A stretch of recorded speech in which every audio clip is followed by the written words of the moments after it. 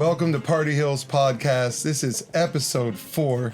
I'm Big Venti alongside my co-host. Hey, Shantae Wayans. You know the name. And today we have a very special guest, Sianna Renee. You've seen her on Vanderpump Villa Season 2. You've seen her do work with L'Oreal. You've seen her with her creative direction company, SINNR. And you might have seen her rollerblading all across Hollywood, backwards, holding a camera. It's a pleasure to have you here today. Thank you for having me, guys. I really appreciate you guys having me for the show. So you've had an amazing journey, right? How did it all start? We want to know, because we know what you're doing now. We want to know how it all started. You know, before everything else, like with my entertainment career and like hospitality background, I was a full-time track athlete. And I'm originally from Orange County, California. I moved to Alabama at a young age, and that's when I started like pretty much like killing it when it came to like track. And I had my full scholarship, but I really wanted to model. And that's when I was like, all right, I'm just gonna give my scholarship up, move to New York with a chance, and started doing that. And that's how I got into hospitality originally. Because I was like, all right, well, I have castings throughout the weekdays, and then the weekends I'd rather like just do some work on the side. And I pretty much started becoming just a regular promoter at first, and started like having like curation of girls coming out and like clients coming out, and that's my hospitality background. And then I ended up moving here about 7 years ago to LA, and it's kind of taken away since then, because now I'm like on the VIP hosting side of things, and I do like lifestyle concierging with the creative directive background. That happened during COVID with the creative direction. So that's just because, you know, we were all bored. I was like, what else can I do? And like, what else can I figure out my talents on? Because with modeling, you know, you never really behind the camera. And I was like, let me get behind the camera and see what I can do. So I've been very successful with that. And within that, my lifestyle concierging when it comes to booking tables in LA, when it comes to restaurants, concerts, clubs, pretty much hotels as well. Pretty much anywhere in LA I can do that. So it's been a whirlwind of emotions. It's been ups and downs, but you know, here I am today. Amazing. Oh, we're calling ourselves a Party Hills podcast, but Sianna Renee is a party, you know what I'm saying? I mean, all the stuff that you just named right there, you can't. I know, it's a whirlwind, man. From that. But you have lived in so many different cities: New York, LA, Vegas, and Italy. Which city you feel like shaped you the most? I honestly feel like New York was where I became a woman. And I moved out there. I was like 18 years old, and I was like, we're gonna go for it. And I had no idea what I was doing, no idea about public transportation. You know, I'm used to driving and everything. So I was like, all right, we're just gonna figure it out, and kind of went out there and just became Sianna, to be honest. And you just have to really, like, as a young adult, especially when you're 18, trying to figure things out on your own. You don't have your mom, you don't have your dad. It's like, New York is very humbling for that, because you have to have like 5-7 different jobs and figuring out like where you're going in life just to like even live there. Yeah. But it's very intoxicating. Like, the people there are amazing. The culture there is amazing. It's very different from LA. And so I feel like it's where I became like my biggest personality, my biggest self. It's where I really became into myself as a woman, for sure. Come on now, y'all hear that? Y'all heard that from LA's finest. You know what I'm saying? I'm from New York, so everything you were saying was just feeding my ego. You're like, yes. Shantae was smiling the whole time. You're like, yeah, girl, that's it. How did you get the courage to take on a city like New York? You know, when you're young, you just think you're invincible, and so you're like, fuck it, man, I'm just gonna go out there and do it. And so I was just very like, I am very courageous. I'm very much like, I'd rather not have any regrets in life. I'd rather not look back and be like, what if I made that move and what if I didn't stay? Like, you know what I mean? I'd rather just do it and figure it out. If worst case scenario, you move back, like go back home, you know? But I was just like, all right, I have a dream. I'm going to do it. I'm going to go out there and just kill it. And I ended up, you know, living so many lives out there that I would have never been able to experience if I stayed home in Vegas, and like went the track route and everything like that. Nothing wrong with that route at all, but it just was like not my passion. It was more of my stress reliever. And I was like, okay, I can still work out and all that, and like just go do other things. And so really wanted to delve into that, to be honest. Super cool. That's real. That's the journey itself. It just opens, like, it's weird how so many people don't take those risks, and how so many people, like, even like going back to my hood and seeing people still be in the same area, never traveled or never So sometimes not even been outside of Jersey or New York. I know most people in New York, especially like they love New York so much. They'd be like, "Nah, I'm good." You go to Chinatown, like I'm good, man. Armenia, you know. But it is insane, yeah, especially in Alabama. Like, yeah, I don't know one person from my high school or like, because I went to high school out there just for 9th grade or whatever. But I was out there from 4th grade till 9th grade, and I don't know anyone from like Alabama that actually wanted to move out and stuff like that. Like, it would have been a whole different life if I would have stayed there. Yeah. To be honest, it had been a great life still. It's just been I would have never had the life experiences that I have had. So that's beautiful. I read somewhere that you experienced homelessness. I did. How did that show up in your career now and life itself? I feel like I've been in survival mode since like day one. Just because with my background, my mom is deaf, so she's hearing impaired, and my sister has special needs. My dad, unfortunately, is also a drug addict, so he's been in and out of rehab. And that's kind of how we got into the homelessness, because he did, you know, it's really hard to struggle with addiction, and I understand that completely. So I've forgiven him, and I understand it now, because I was angry at first, and now that I've gone through therapy, realized some things, I'm like, you know what, like when you're in addiction, you don't see anything else, and it's unfortunate, but I understand it now. But that's how we got led to homelessness with my mom and my sister. So I've been really like, it's me, my mom, my sister, like those are my ride or dies. I'll do anything for them.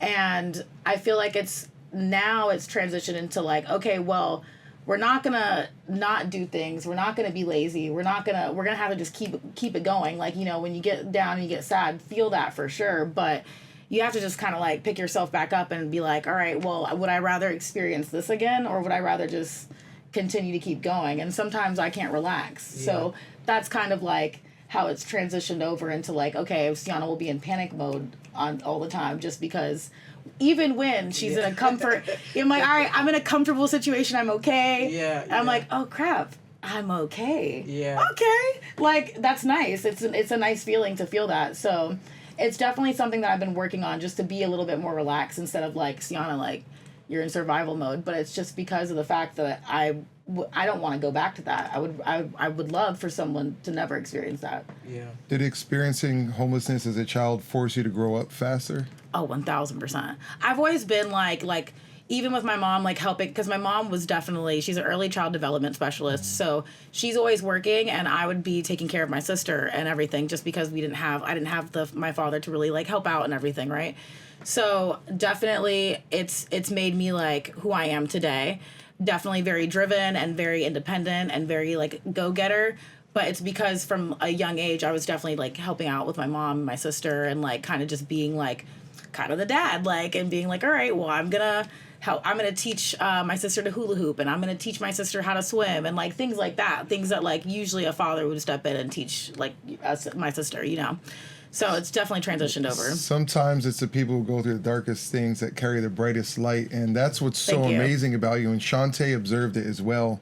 Yeah. When we were discussing you, we're just addiction too. So yeah, it's definitely hard to deal with in a family member for sure. And like if you deal with it yourself, like I'm so sorry, like it sucks. You just gotta want it for yourself to be able to get out of it too. No one can tell you to get out of it. Yeah. What's that journey been like? I was like, I didn't mean to cut you off. No, it's good. Yeah, let's go there. Let's go there. No, I struggle with it, you know, and I've struggled with it for a long time. So to hear someone understand that it's been a struggle and forgiveness is always something that's appreciative, because to be honest, a lot of addicts keep falling back into the addiction because of the shame and the guilt and, you know, the doubt, and the addicts are some of the most empathic, is that a word?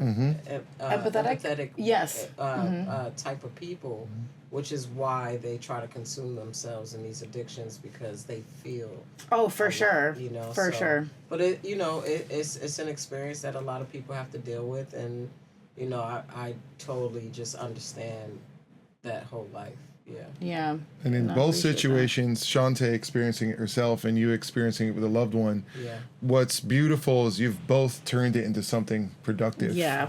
No, for sure. Like, we're both here together now. Yeah. Like, look at that. Yeah, and you know, everything, even your struggles, just moving from place to place, and your homelessness and all those things. Like, I you know, it's when you keep going, which is one thing I love that you said too. It's like that panic mode, even though I don't want you to feel the panic mode, but it keeps you alert and it gives you a certain type of motivation that some people fall lazy and short on. You know what I mean? But to be able to be here and look back and go, it shaped me.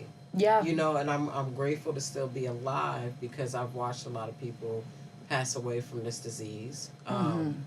But again, I have a success story to speak on, which I hope I can help somebody else before they fall dark into it. Oh, for sure. Yeah, it's all about inspiration and like figuring out what your purpose is to be able to like dig yourself out of whatever hole you're in, to be honest. So I completely understand that. Yeah. So when you're fighting through homelessness, addiction in the household, and you're pretty much in some ways putting your family on your back in some ways, what was your North Star that you were looking forward to, or something that was inspiring you to change the situation? Typically my grandfather. So my grandfather passed away, and this is kind of like when everything started happening. It was so weird. It was so like, it's like it can't be a random occurrence. And it was after I'd got my scholarship for track and I went to UNLV, right? And I did it, and I was going through it for a year. I was like, Mom, like, I think this was like my stress reliever. I didn't realize that until I moved out of the house into dorms. I was like, I thought I loved it, and I do love it, but just a different type of love. And I was like, but it's not my passion. And I found modeling within like 16 or 17 years old of age. And I was like, Mom, I can't do this in Vegas. It's not a real thing in Vegas, you know. I would like to like move to New York or even Miami, but like New York is where it's like really at. And my grandfather had always been like, you know, keep your dreams close to your heart, like do whatever you want, like whatever you're gonna do, like go for it. He was definitely like more of my father figure and very, very supportive. So he had passed away, and I had talked to my mom a week before this saying this.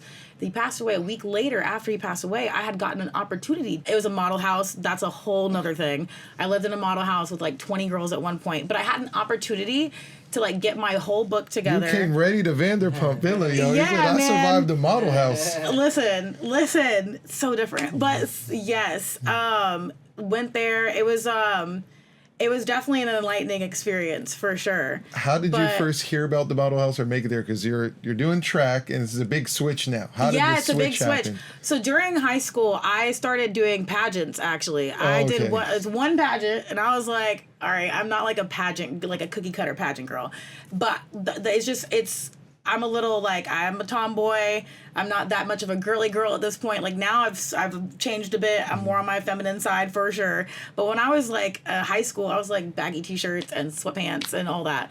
So I did a pageant, and that transitioned into modeling, and I realized I don't know if I love the pageant world, but I do love the fact, like the camera side of it. So we took like pictures for the pageant or whatever, and I was like, oh, I like this, and I like it because it's a team aspect. So I kind of transitioned into that at an early age, and was like, all right, I want to do this. Like, I really want to go for it. There's a lot of prep that goes behind this. No, there is so much prep. Like, you have, it's literally like you have pageant training. It's a whole thing. Like, was it more difficult to survive the track training or the pageant? I love physical activity. It invigorates me.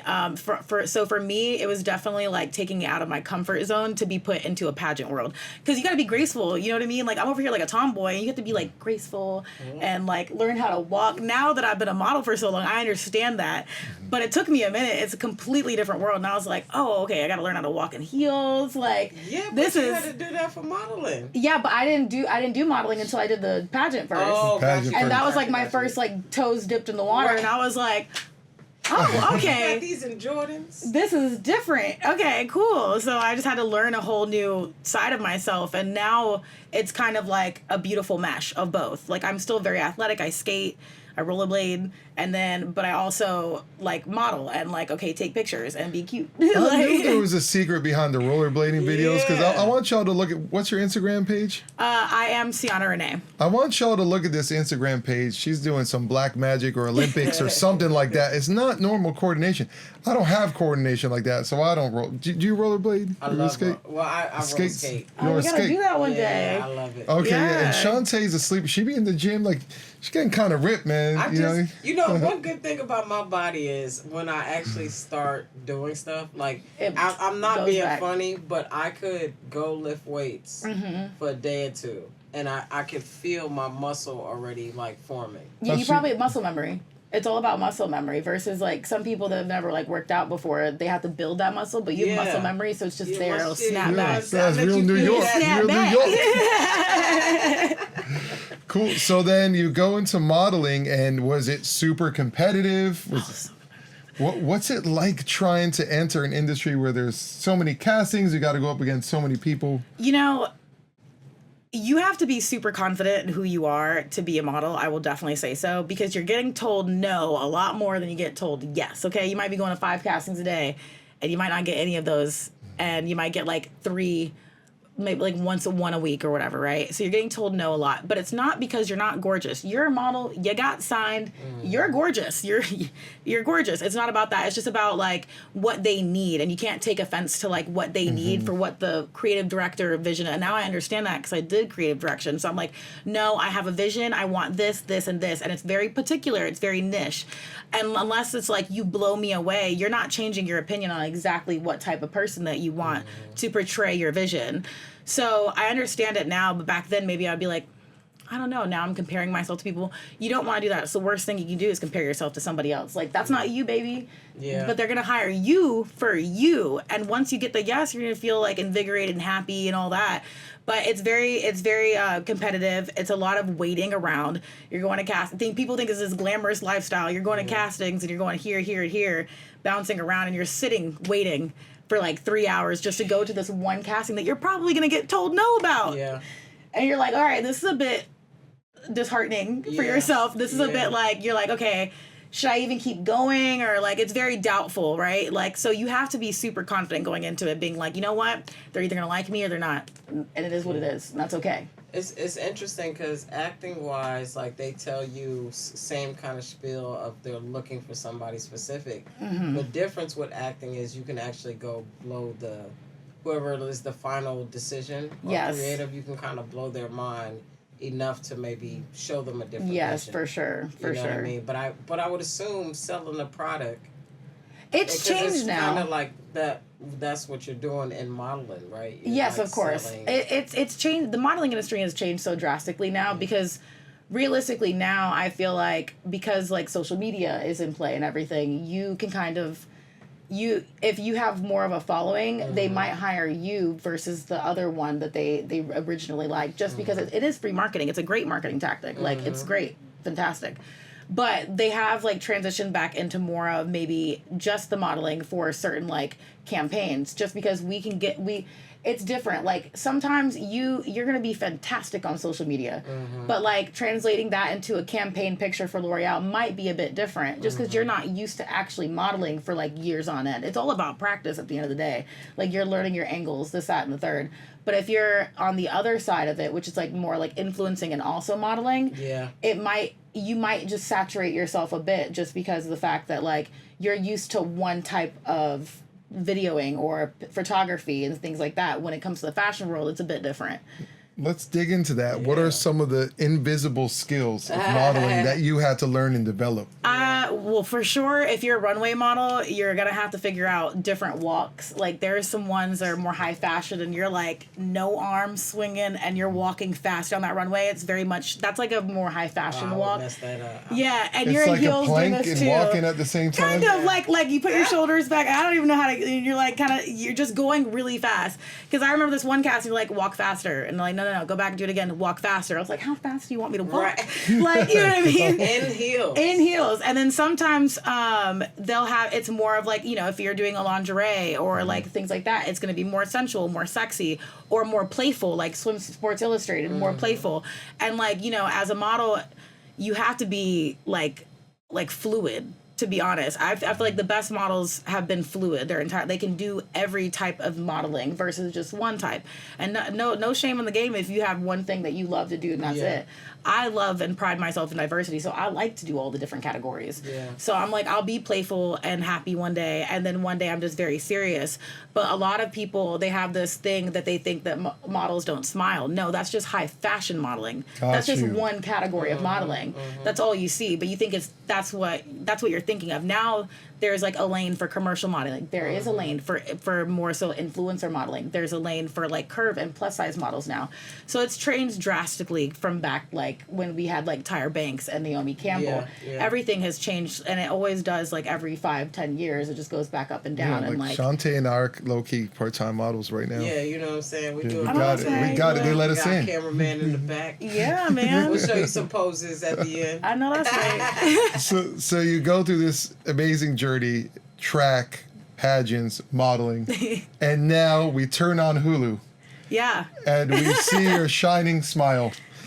How was that transition from, in some ways, where you weren't, I guess some gigs you were speaking and modeling, I guess most you weren't. Yeah, for sure. Definitely. So it's different. This must have been in the lane of what Shantae was maybe pointing to about letting your personality shine through, and even more so in acting, because now you're going on reality TV as yourself. Yes, it was definitely interesting. How I got there pretty much was mutual friend of ours, Tehran. Shout out to Ron. Shout out to Ron. He's a famous comedian. He's always at the Laugh Factory on Thursdays. If you guys ever want to go see his show, go do that. And he's gonna want me to do this. I am Tehran on all platforms. I am TEHRAN. Yeah, perfect. Shout out to him. We pretty much, I was the one who worked in hospitality and at Hyde Sunset, and I would just always let you guys in or book tables for you guys. And he really appreciated that. That was before I was Big Venti, you know what I'm saying? I needed Sianna, you know what I'm saying? Everybody needs a little Sianna. No, but thank you. I appreciate that. And he was like, listen, I love your personality. Like, I really think that you should be on something. And like tagged a whole bunch of different casting directors under one of my pictures. And her name was Fatima that reached out to me and was like, hey, I'm casting for this show, this show, this show. Fatima's the best. You know Fatima Tehran too? got me on Shaws of Sunset and through Fatima as well. I love Fatima. I love her. Shout out to her too. Fatima's nickname is Cool Shoes because she always got some cool shoes on. We love you, Fatima. Why I ain't hear from you yet, Fatima? Hey. Third person. Let's get another one. No, but she's awesome. I love her too. And she's like, I'm casting these different shows. Like, would you be interested in any of them? And I'm like, yeah, I would love to do Vanderpump Villa. And Lisa Vanderpump owns it. It's a spin-off from Vanderpump Rules. And she just took it overseas pretty much. And now it's a hotel versus just a restaurant. Nice. And I'm the events coordinator for it. And pretty much they film the reality of us all living together and working in the hotel together and just the natural drama of all that, pretty much. See, a lot of people, they go to work and they be on their phones and they be doing things on the side. They don't want no one to see them at work. What's it like to be working at your actual vocation and then also be on reality TV? It has to add a pressure, right? Yeah, it's the biggest social experiment that you could ever. Like, really, like, kind of, because you know your coworkers, but you don't know them that well. Yeah. And you're living with them, and so like it's kind of like you're forced to like, hey, be cordial with these people, be nice to these people, and like you don't know any of them, so you're going into this being like, what am I getting myself into? Yeah. But I would like to say that I'm a very good people person. I like to talk a lot and I like to have fun, and so I'm good at like delving into that type of situation, especially with like the model house background. So it was definitely so different from modeling because I'm just like, oh, I can just be myself. Okay, this is cool. Now, I wasn't a relationship on the show, as everybody has seen. Interesting. But, you know, you live and you learn. You go onwards and upwards from there, and I have. So it was a very big transition, but it was such a beautiful opportunity to have. And, like, I'm in Italy in a castle. Like, how can it get better than that, man? Like, Italia. Yeah. it was beautiful. So I'm really happy and appreciative to have had that. And, like, hopefully, you know, maybe season 3. Because we're hearing we're gonna get that hopefully. Oh, amazing! And we'll go from there. You know. That is so cool. So I would actually like to know what's something that you had to heal privately that people can't see behind this confidence. You know, currently because it's such a hot topic which is my relationship on the show. People don't understand, like, that I definitely, I honestly, I'm not even gonna lie to you guys. Like, I lost myself for a second. And I'm not that person. Like, I've never been that person. It confused even me. Yeah. And, you know, I'm serious. I look back at myself and I'd be like, damn, Sianna, really? And, like, I know everybody's had that aha moment about an ex, been like, are you kidding me? Like, are you dead ass? And it's unfortunate. And it is not my fault, but it is my fault for allowing it. But I will never say that I didn't try. You know what I mean? Like, I feel like if, you know, whoever you are, however you love, there's a healthy way for that for sure. But I definitely had to look at myself again and be like, Sianna, like, what do you like to do again? What, like, let's figure this out. Like, let's, just the little things. You like to skate. You like to like have fun with your friends. You like to dance, like things like that. So I had to get back to the basics of just that and having like my friends and family around me, to be honest, just to be like, yo, I got your back. Yeah. And that's like, so critical, because what you're saying is huge. Once you need a community. And a lot of people who aren't camera front, you know, audiences who watch these shows don't realize that once it's out there, it's out there. Not only is it on a network forever, it's on social media. It's not going back. People's first impression is the one that lasts the longest, right? So, no, of course. So an audience's first impression of you in a situation may not even reflect who you actually are. No, I know, and I keep saying Sianna this. is a lion. She's a lion. If you know Sianna, she's a kind lion. I'm a kind lion, man. But like, you know, because a lot of people, they know me for like 10 plus years, and they're like, Sianna, what are you? Yeah. You let this, and they're like, hold upset up, Lisa, about it. I'm about to edit that show. I'm gonna edit it and show y'all the true Sianna Renee. No, you know, that's what we're gunning for season 3. Lisa Vanderpump is very big and fond of second chances. So I'm like, give me a second chance, bro, because like that wasn't fair. I did it to myself. I shot myself in the foot, brought him on. I was like, even helped him get casted, and I was like, dang, man. But, you know, I really did. You need a community. Community is, like, a number one thing that you need a tribe to, like, just get behind you and be like, yo, I got your back. Yeah. And I'm here for you. If you need to cry, if you need to, like, yell, if you need to vent, whatever you need to do, just get it out. And let's, like, heal together. Like, I'll help you heal. And so that was something that I had to really go through. I'm still going through it, man. Like, people leave hateful comments on my page every day. And I'm like... Yeah, like there's this show that I'm watching, a big show right now, and there's one of the contestants. When I first walked in, like, I didn't even see the first few episodes, but I walked in when she was like very traumatic. Very dramatic and stuff like that, and you know, I don't even know the backstory, but I already judged her based off what I was seeing. And then as I continued to watch the show, I actually did start liking her because they were showing different moments. So she just chilled out. They wound up breaking up. But it's interesting because, you got editing. You have the stories that they want to tell. You know what I mean? And you have people in a place, like, people like, how you fall in love in 2 days? This is all you got. That's the point. The whole point is to be isolated on an island to do that. Like, you know what I mean? Like, you literally sign up for this. And so, like, they're like, and I think they at least have access to phones just to take pictures and stuff, not phones to, like, text the outside world. Because for Vanderpump Villa, we didn't even have our phones. We got the whole time? We got one phone call for 10 minutes a week, and we had to give them the name of the people that we wanted to do that. And that's what I did. How long was filming? Filming was like a month and like some change. Yeah, you know what? It was actually really refreshing. 10 minutes. It was really refreshing. At first, it was like you're always reaching for your phone. Yeah. And then once a week goes by, you're like, oh, okay. And like, but it completely makes you have to immerse yourself in the experience. Like, you can't do anything else. What else are you gonna do? Sing to yourself? Isn't that interesting? That's why Maya Papaya was like singing that song. She was like, I guess I wasn't perfect, but like, you know, that viral song that's going out. Like, that's the reason why. Like, there's nothing else to do. You have to either engage or just be quiet, which is that's not the reason why they're putting you on reality TV. I'll tell you that. Were there any cast members who you felt you built positive bonds with, who helped you through it? Yeah. I loved Ashley. She's an amazing chef.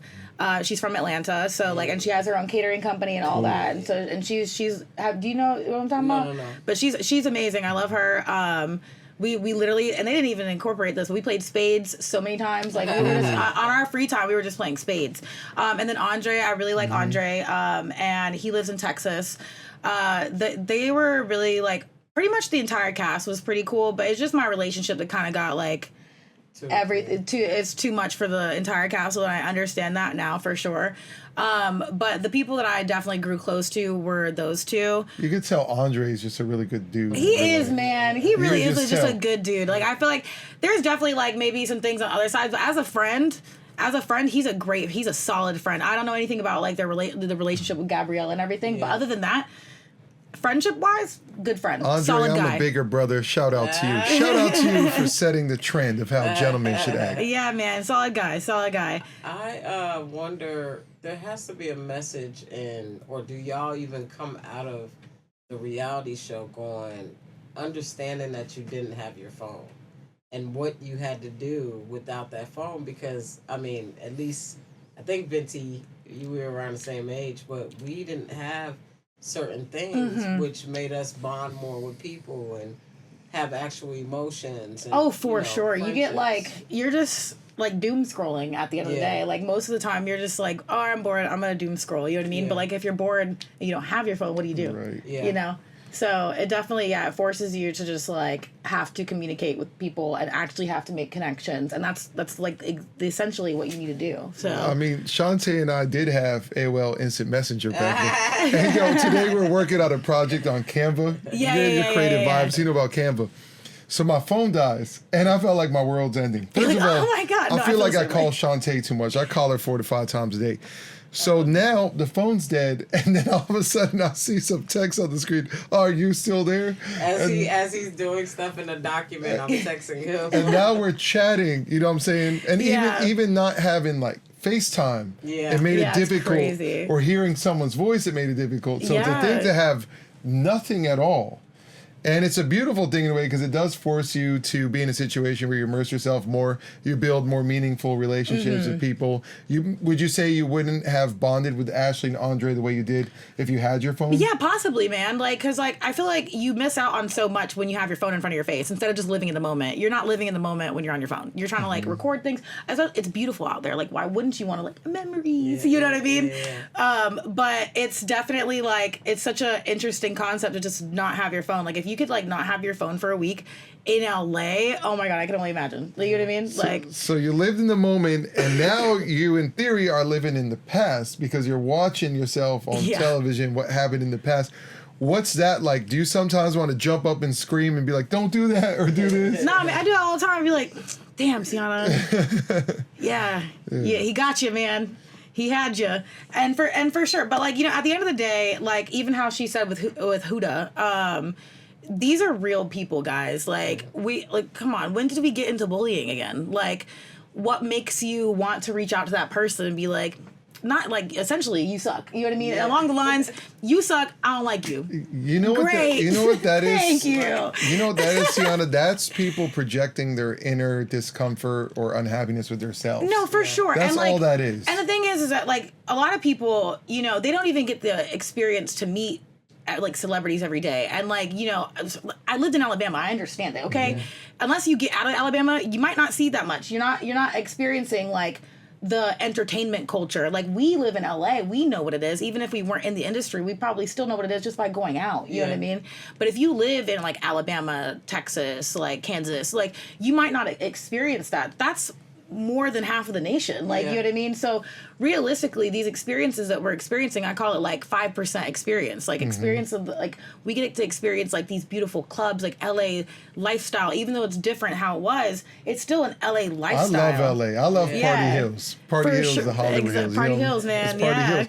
Shantae, did you experience a lot of that when you came back from your comedy tour? People maybe saw you on stage and think they knew you or judged you or left a comment?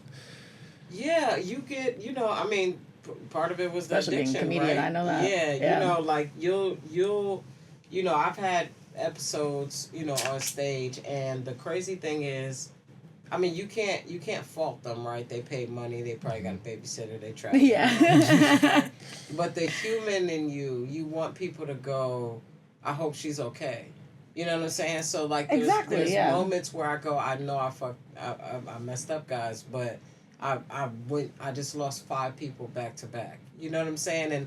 But there's no excuse. You're a performer. You have to get out there. You literally, there's been times where when my grandfather passed, my Uncle Maul and I both did 2 headlining shows that night. That had to be I can't heavy. even imagine that. But what people don't understand is at a certain point you feel run down. You know, anybody, you're either continuously going, and you most of the time you might be on something, but a lot of people just continuously go and don't deal with anything.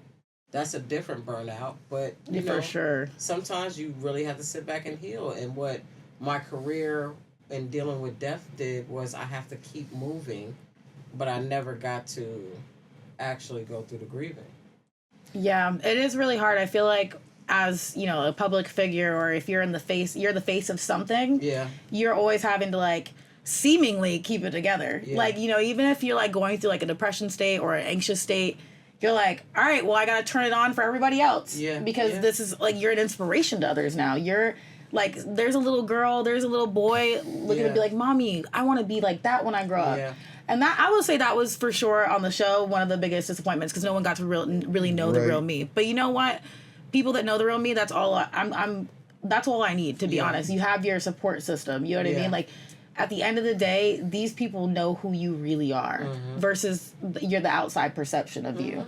So if you can just stay mentally tough for that, and that, which you obviously have, you can just continue to go. And then one day, you're just going to drop off the face of the map for a second and just be like, all right, I'm going to heal now. I have to actually like do this for myself. That's the beauty with time and a journey. Like, people could be mad in this moment, but when they see the turnaround, you know, we both learn from things. And, you know, later when time, you know, permits, when we have that time to heal or just change and learn from what happened, people will automatically just see us in a different light. No, exactly. You know, it's like, exactly. Oh, girl, I remember when, but I love her now. Like, yeah, it's a transition, you know? Like, they don't really know you, so you're kind of having, they're only seeing what they're getting. You know what I mean? So whatever they're consuming is their perception of you, which, unfortunately, is not the best. But, but, you know, human, again, human. We all make mistakes, man. And we're here now, and the spotlight's on you. You've had success with the show, you've had success with modeling. Now, do you feel like you have a new platform where you could do your next venture? And I know you have a creative direction company. Yeah, definitely. I feel like it's opened up a lot of different segues for me. And the main thing is, like, because I'm a jack of all trades, is really focusing on one thing and getting great at one thing versus trying to get good at many things and then delving into other things. So for right now, like the creative direction was one of the things I was pivoting towards outside of just modeling.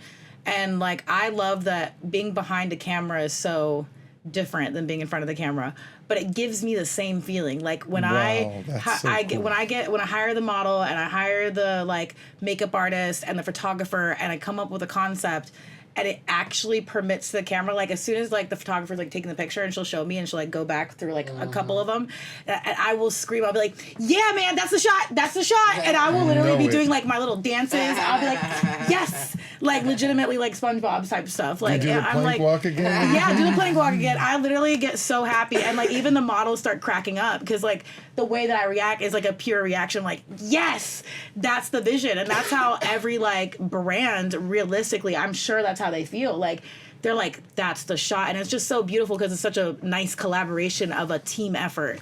Because, like, if the hair wasn't the right way, if the makeup wasn't the right way, it might just not portray over camera. Because instead of being an actor is supposed to make you feel things through, like, what they're legitimately portraying acting wise. A model only has a photo. And you gotta feel something from that. So, do you find yourself coaching the models through maybe you seeing them make errors you made or doing things really well that you did? You for sure. The one thing I would say is, like, again, don't compare yourself to people. To practice a lot, know your angles, man, because my angles aren't the same as somebody else's angles. You know what I mean? So you have to really practice in front of a mirror, practice in front of a camera, figure it out, figure out like what kind of model you want to be. Do you want to do everything? Can you do everything? You know what I mean? Because it's different for everybody. So you just gotta, like, it's something that you have to just be committed to do, and not let, like, there's no, like, somebody making you give up. You just have to see it through. And this company is SINNR, right? SINNR, SINNR, yeah. Yeah. So What are you gonna I say? want to know where the name came from. Yeah. That's actually a really good story, guys. So my sister, who has special needs, and she's always going to have to be taken care of by like either my mom or my sister, because she's cognitively around going to be like 7 or 8 years old for the rest of her life. But she's only 2 years younger than me, and I'm 28, so she's 26. And so she likes how she expresses her emotions. Isn't usually like she can speak, she's verbal, but she won't be like outwardly "I love you" and express emotions like that. But she will write notes or like create, like she's very creative when it comes to like making necklaces and like making little wristbands and things. So she made me a bracelet right before, when I gave up my scholarship and moved to New York. She gave me a bracelet, and she, like, it was my name without the A's. My name without the A's makes SINN, and she was like, because she ran out of A's. And I was trying to S-corp that, and that was already taken. And I was like, oh, let me just add the R because of Renee. So SINNR, SINNR. Yeah. That's the best brand name story ever. Yeah, it's my name without the A's, and I still have that bracelet. I have lost wardrobes, computers. I have lost everything. I moved like 8 different times the first year of moving to New York because all the model housing drama, right? Just because it was so much. And I lost so much, but I never lost that bracelet. It's broken because it's like a little like, you know, stringy bracelet. But I have it still, and one day I want to make it into like a, like one of those, I want to make every piece into like a gold piece and have like a bracelet that just has that. Because it just like, it means so much to me that like, little girl, you don't even know you made my multi-billion-dollar fucking business. Like, what I love. You know what I mean? Like, you don't even know, but you gonna get a check. You're like, we're gonna make sure you're good. So that's how it came SINNR. Like, and that's what I was like, I love that idea. And also like, it's I guess it's definitely a play off of like being a sinner. Like you don't have to be, everybody's a sinner at the end of the day, let's be honest. Like you, if you lust or any of that technically textbook sin, you know what I mean? But at the end of the day, I like that it's a beautiful meaning to it versus it have to be so bad all the time, you know? You hear that, trolls in the comments? Everyone's a sinner, including you. Yeah, man. I'm sure everybody's lied before. No one's has told 100% the truth every time, so, which I don't condone, but you know. Where do you see sinners being in the next 5 years? Realistically, and this is more of a passion project, because of like my creative direction background, as well as like my hospitality background, event coordination, and everything, and my skating background, I really want to have my own skating rink, but I want to make it like Cascade, like back in the day. And like back in the day in Atlanta, like when they had like, instead of it being like always for an arcade area, do that for like table service, and like be able to have like a groove back in the 70s and 80s when they used to do that, and you used to go to a concert inside a skating rink or something like that. Like something like that. That's what I really want to do. It's a passion project though. That's going to take some time. Outside of that, I do want to hone in on my like lifestyle concierging skills, because the fact that I do like everything in the hospitality space, I think is a unique thing, and I think that I could really, really make, like, I love to help moments for people. I love to plan trips for people. I love to like, especially with the event coordination as well. So I feel like lifestyle concierge could be hand in hand with my event planning background. So I really feel like it could all just come in handy with one, and I could be able to help people plan, like, one day, how do you plan a proposal and where do you want to go? Like, I have the restaurant, I have the concert you want to do it at, I have the hotel you want to do it at, the venue, whatever you got, whatever you want, I got it. I can make sure, especially with creative direction, your vision, whatever you want, I'm going to make it happen. Where was you 2 years ago? But I feel like your future's bright, because if you get on season 3... Yeah, continue. Villa, you could win that cash prize. You got all the skills. Exactly, and that's what we're gunning for. Like, I want a second chance, man. Lisa Vanderpump, she's very fond of it, and so that's what I really, really want. I was really moved by her conversation with you on the show, because I could tell that there was something about you that she saw where she believed in you and knew you were going through a lot. And actually, what I respected, she actually cared about kind of uncovering some of your past and being there in the moment. She does. She really actually cares individually about the people she employs. I really feel like she like looks out for them as well. So like, it was really nice of her, and like honestly, like it meant a lot to me just for her to be like, listen, like, where is your light again? Like, why? What's going on? This isn't the person. You know what I mean? And like, even for her to see it, and she just met me. You know what I mean? Like, so it was really interesting to see that, and I think that she really cares about the person versus it being like, I'm gonna come up. So I really appreciate that. And like, You know, at the end of the day, I think she just wants women to be a powerful like energy 100%. and like not have anybody like bring them down from that, and I can understand that because that's all I really preach, and then it happened, you know what I mean? So I completely understand it, but I think she's a wonderful human. And not having your phone, friends, family. You don't have nothing. You're like, Would you all say right. Lisa was a huge source of solace and comfort during that time? Oh, for sure. And I even the cast at the time, and like people like, you know, rag on me about this, even like telling people, which I've learned my lesson. Don't tell everybody your business. Yeah. Great, awesome, fantastic. Moving on. But like, you know, even with them, like it's nice to be able to like you're trying to vent. Like everybody likes to vent, right? And so it was the support system was nice. Everybody's seemingly supportive, and Lisa, the producers, even like the producers were cool. Like they would always check in on you, which is really nice. Like shout out to Hulu for that and Disney Plus, because that's I like that they have that, because you know, as a producer, you're creating a show, so like So important. but like mentally, you have to be like, you know, they make sure you go through like a psychiatrist sees you just to make sure like, you know, you're mentally okay to go on the show, and make sure that you don't have anything history past that could come up. Like they do vet these people, and like, but at the end of the day, like we are human beings, and like instead of it just being all drama, they actually do care about you as people, and they do try to look out for you, at least for sure for this platform. At least I'm not sure about others. But Party Hill shout out to the Hulu Disney production, man. We love y'all. We feel that. I love that. That's so dope. That's so dope. And now that you have this again, the platform we discussed potentially going back to season 3, what goal do you have that you think you're closer to now because of these opportunities that you've always wanted to do? I believe because now I go to work, like every single time I'm at work, at least 1 or 2 people notice me, and I'm like, oh my God, like they know who I am, and like they're actually really excited and they want to take pictures with me. I think that with now the visibility I have, like especially with how like I'm a rollerblading model, right? Like that is something that can open doors up to endorsement deals and sponsorships. And like I do have a great PR team. Shout out to Mosaic PR.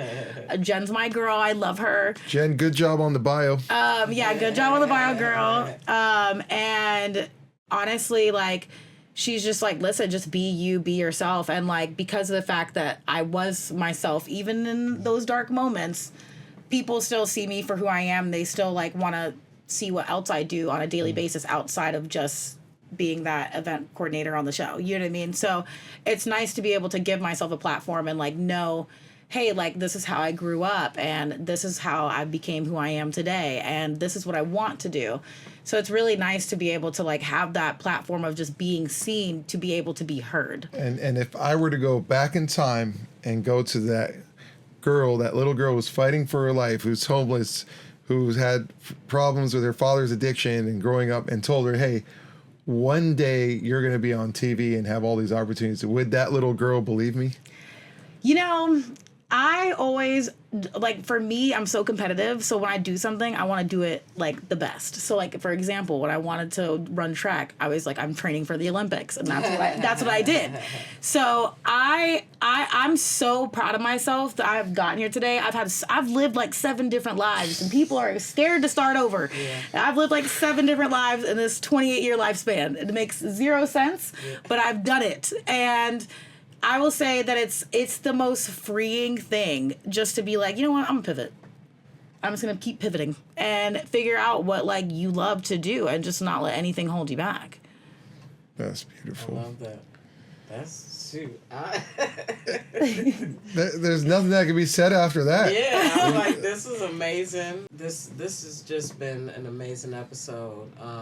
I love to see the fight in you. Thank you. Even not knowing so much about you, but I could just feel that presence and that energy, and it's something that I wish everyone would feel. Don't be afraid to start over. That's the main message that I took, because of, especially seeing where you are today. So thank you so much for sharing that energy here on this podcast. No, of course. Thank you for literally having me so I can spill everything out. Yeah, I love that. I love what Shantae said. It ain't over till it's over. Yeah. The show's kind of over. So how do we find you on social media? You can follow me on Instagram or TikTok. Same, I am Sianna Renee, spelled IAMSIANNARENEE.